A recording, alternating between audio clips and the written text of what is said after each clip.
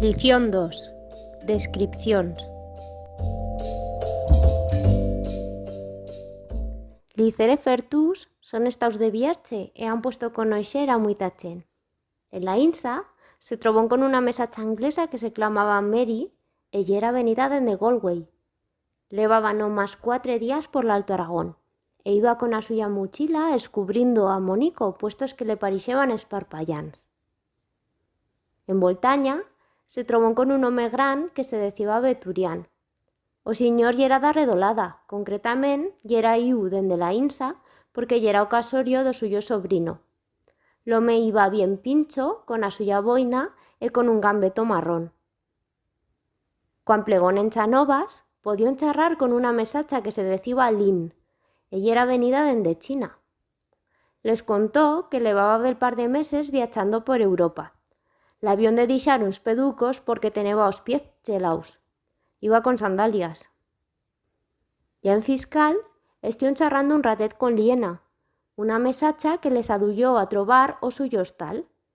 Les contó que ella vivía en Samianigo, pero que os cabos de semana puyaba ta Broto, porque lle o lugar dos suyos lolos. Se veyeba una zagala esportista, acotraciada con chándal e con una casqueta.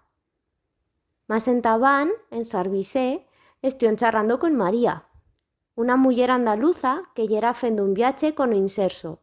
Ella era embabucada de raso con a polideza del Alto Aragón.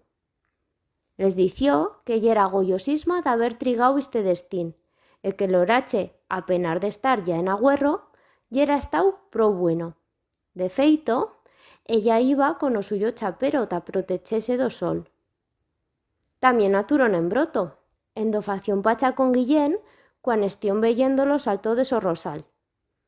Les dició que yera puyau de propio dende Zaragoza ta fer fotos do salto. Les trucó lo ficacio porque o mesache iba bien chalaguero, con calcés, balóns vaqués e un gamboi bien pincho. Con el yera Chulia, a suya parella, que regular que también yera puyada dende Zaragoza e también levaba un acotracio bien pincho, con una garibaldina marrón.